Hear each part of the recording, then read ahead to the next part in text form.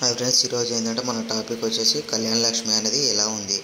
So మనకి ఏ steps ఉంటాయి, ఎలా ఉంటాయి, స్టేటస్ ఎలా చెక్ చేసుకోవాలి, బ్యాచ్ ఫ్రీజ్ అంటే ఏంది, ఎమ్మెల్యే సైన్ అంటే ఏంది, సో మనకు ఆర్డీఓ అనేది ఎలా యాక్సెప్ట్ చేస్తారు, ఎలాంటి సిచ్యువేషన్ లోపల మనకు రిజెక్ట్ అవుతుంది, సో రిజెక్ట్ కూడా అవుతుందండి.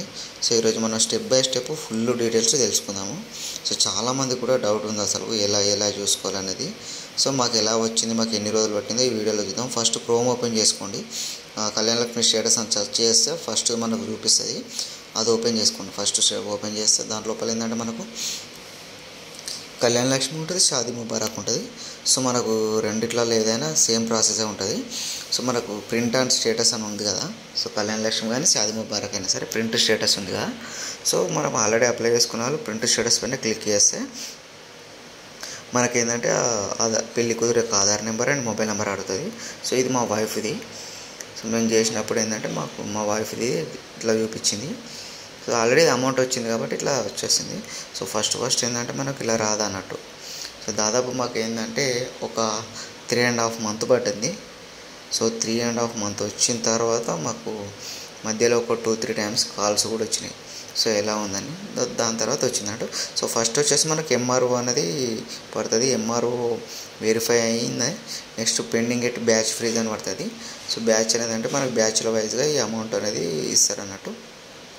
సో ఇది ఫస్ట్ స్టెప్ అన్నట్టు. మనకు సబ్మిట్ చేసిన తర్వాత ఒక 1 week 10 days తర్వాత ఇది అప్డేట్ అవుతుంది. సో దాదాపు ఇదే మస్తు వరకు ఒక 2 months వరకు ఇదే చూపిస్తుంది మనకు. నెక్స్ట్ దీని తర్వాత ఏంటంటే అప్లికేషన్ సెంట్ టు ఎమ్మెల్యే అని వస్తుంది. ఏంటంటే సెంట్ ఎమ్మెల్యేకి సెండ్ అయిన తర్వాత ఎమ్మెల్యే సైన్ చేస్తాడు. సైన్ చేసిన తర్వాత ఏంటంటే ఆర్డీఓ రెవెన్యూ డివిజన్ ఆఫీసర్కి పంపిస్తాడు అనుకున్నాం. ఆ తర్వాత వచ్చేసింది అతను యాక్సెప్ట్ చేస్తాడు. అతను యాక్సెప్ట్ చేసిన తర్వాత సో అప్పుడు మనకి ఏంటంటే ఈ చెక్ అనేది పీడీ అండ్ ఇట్లా డిపాజిట్ అని వస్తుంది అన్నట్టు మనకు. సో చెక్ శాంక్షన్ అని వస్తుంది. ఇప్పుడు చూస్తున్నారు కదా మీకు, ఇది ఫైనల్ స్టేజ్ అన్నట్టు. సో అలా చేసిన తర్వాత ఇది ఫైనల్ స్టేజ్ ఇట్లా వస్తుంది. నెక్స్ట్ ఏంటంటే ఇలా వచ్చిన తర్వాత మనకు వచ్చేస్తాయిగా. నెక్స్ట్ కొన్ని సమయంలో ఏంటంటే మనకి ఇంటర్ క్యాస్ట్ మ్యారేజ్ చేసుకున్న వాళ్ళు ఉంటారు కదా, కుదర లవ్ మ్యారేజ్ అవి ఇవి. సో అలాంటి వాళ్ళు ఏంటంటే ఇందు లోపల అప్లై చేసుకోవచ్చు. సపరేట్ లోపల ఈ పాస్ ఓపెన్ చేస్తే దాంట్లో ఇంటర్ క్యాస్ట్ మ్యారేజ్ అని ఉంటుంది. ఇంటర్ క్యాస్ట్ మ్యారేజ్ అనేది ఓపెన్ చేస్తే అది అక్కడ అప్లై చేసుకోవాలి. లేదంటే ఇట్లా చూస్తున్నారు కదా మీరు, ఇట్లా రిజెక్ట్ అయిపోతుంది అన్నట్టు. సో ఫస్ట్ ఏంటంటే మనకు వచ్చేసి మనం అప్లై చేసుకున్న తర్వాత ఫస్ట్ స్టెప్ వచ్చేసి ఏంటంటే so verified by MRO pending at batch freeze అని వస్తుంది. నెక్స్ట్ బ్యాచ్ క్రియేటెడ్ అని వస్తుంది. నెక్స్ట్ వచ్చేసి సెంట్ టు ఎమ్మెల్యే అని వస్తుంది. సెంట్ టు ఎమ్మెల్యే తర్వాత signed by MLA sent to RDO అని వస్తుంది. నెక్స్ట్ ఆర్డీఓ అప్రూవ్ అయిన తర్వాత పెండింగ్ ఎట్ ట్రెజరీ అని వస్తుంది. నెక్స్ట్ ఏంటంటే పెండింగ్ ఎట్ ట్రెజరీ అయిన తర్వాత so treasury deposited or your cheque deposited in RD and PD account అని వస్తుంది అన్నట్టు.